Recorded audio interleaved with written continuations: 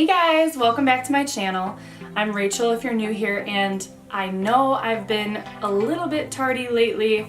There's been a few things working against me for getting my filming done, but today I'm excited because I'm going to be talking about my top 5 makeup brushes.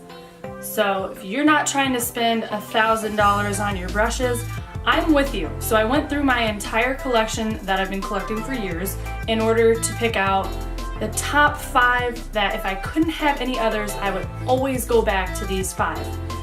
So if you're interested in knowing what I think are the top 5 must-haves for beauty brushes, then keep on watching. Okay, so we all know the makeup industry, the beauty industry has completely blown it out of the water. They can price their products at pretty much anything, and us ladies are probably gonna buy it. But I'm here to tell you that you don't always need super high-end anything, and that also kind of includes some of the brushes. Now, I've tried to get a few things at places like TJ Maxx, and honestly, like the stiffness of a brush truly does matter. Even those places don't really sell the best brushes, but you can always go to the drugstore, and a lot of my drugstore brushes work flawlessly and fabulously. My number 1 top choice for my top 5 must-have brushes is actually not a brush, but the Beauty Blender, and they look like this.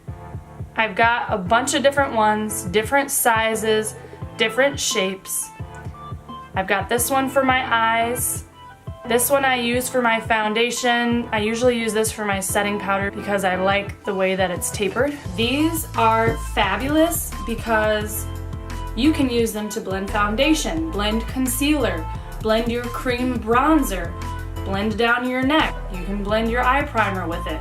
I mean, these truly do a great job. Just make sure that you wet them before you use them.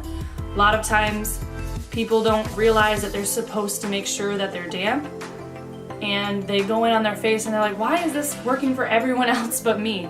So make sure that you're dampening them. Also, quick side note, if you'd like to see a video on how to properly clean one of these and save you a ton of money from having to buy them over and over and over again, then let me know in the comment section down below, and I can do an entire video on how to clean these properly as well as your other brushes. The second brush is actually from Sephora. I don't really think I've found another version of this anywhere that I would use, so I will let you know that this is the Procore Diffuser number 94 from Sephora, and it looks like this. It's a stippled brush. I use this brush sometimes after I've used my sponge.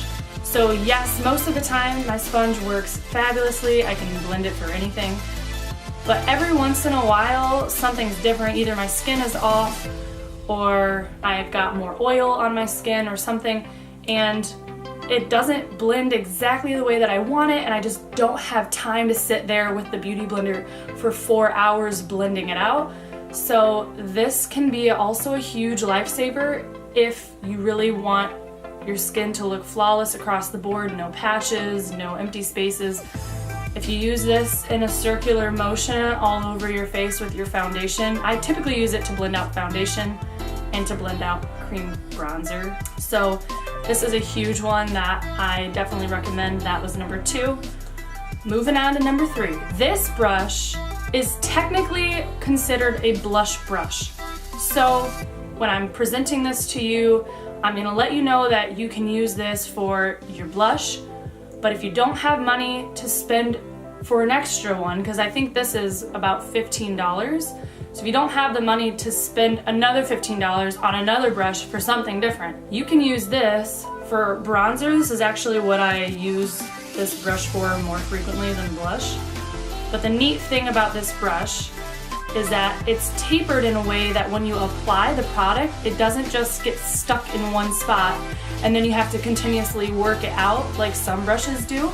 This is how it's shaped, and it's super, super fluffy. And the way that it's tapered just places the product perfectly. I would go ahead with your bronzer first, and then you can just kind of dust out the excess and go in with your blush And honestly, those two products end up needing to be blended together anyway, so using the same brush for that, there's nothing wrong with doing that. This is from the Real Techniques collection, right at Walmart. Okay, the last two items have to deal with your eyeshadow, and I will say if you buy a high-end eyeshadow palette, then typically that palette is going to come with its own brush. The only two high-end products that I have is a Naked 2 palette and then the Modern Renaissance palette by ABH. Both of those palettes came with their own brushes. If you are going to be buying from just a drugstore for your eyeshadows, then chances are you're going to have to buy your own brushes. So this is number 4. Just a regular eyeshadow brush. Mine's dirty right now, but it's a little bit bigger. This way you can place the product directly onto your eyelid. This is also from the Real Techniques selection. I'm not actually positive if they still sell this type there. Either way, you can get a set for $10 or $15 that has actually 3 brushes right in it. This one will place it directly over your lid. You need an eyeshadow applicator, so I would go ahead and just buy one of these. Now for my number 5, so my last brush. It's good for everything. You can use it for your transition shade, you can use it for your deeper shades when you want to get them a little bit darker and you're building the color, but you want it in that crease.